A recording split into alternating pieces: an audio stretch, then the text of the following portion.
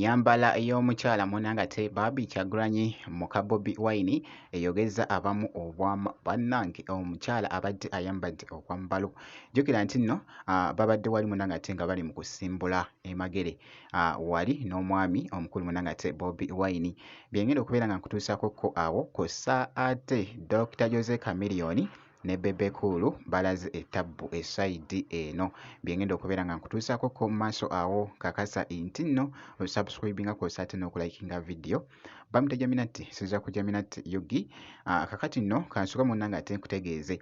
Omanyi ennaku zino zonna akeetallo kabadde k'amaanyi nnyo munnange. Akaseera kabadde ka nominations. Chameleone naye munnange bw'atyo bwe yalabiddwako nga bw'ogezaako okulaba akatambi ako.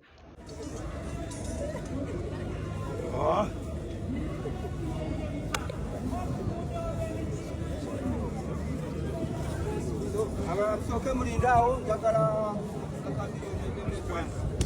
abala mulinde kwawo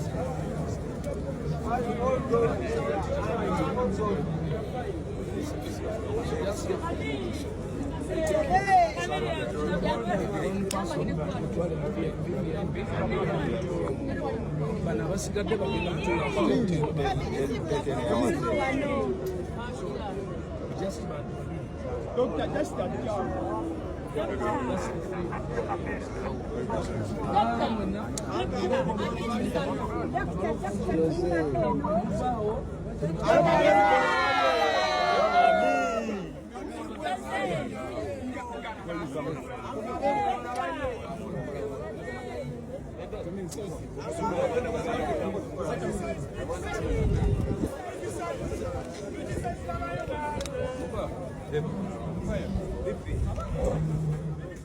Yabadde ali mu kutuuka.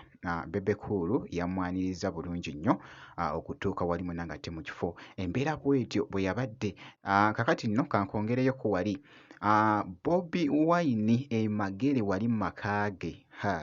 Nkugambye. Kakati nno akatambi kano kabadde kasaanikidde munnange ate TikTok kw'ossa n'emikutu emirala. Omanyi Pastor Muto TikToker oyo Guy nga bw'ogezaako okulaba mu nomination nga bw'ogezaako okulaba Pastor Muto n'abasabirako kaawo bambi ku ssaala ebadde munnange ate ey'akabi.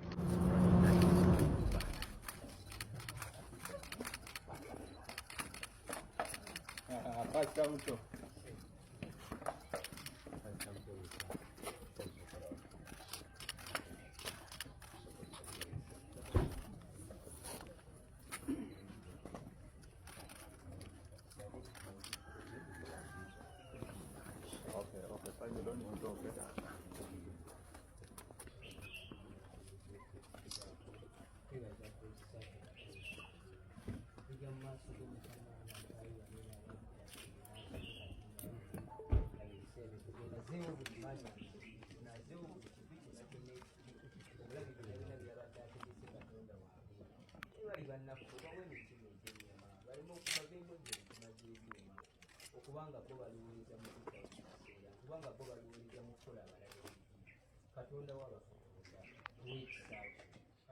N'olwekyo munnange nomination bwe zityo bwe zaatambudde essayidi eyo. Omukulu Bobi Wine ne mukyala we munnange ate Barbie Kyagulanyi.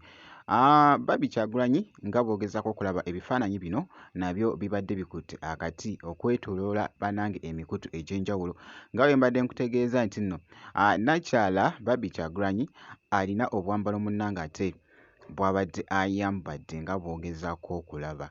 Actually bubadde bwogeza abamu obwama. Inno muganda wange oba olina okubeera n'akasente akaweerako ddala okwambala obwambalo obwo munnange ate n'essuuti Bobi Wine munnange ate nayo gy'abadde ayambadde nayo muganda wange ebadde ya mutawaana nnyo era nga nayo yakasente akaweerako ddala essayidi eyo.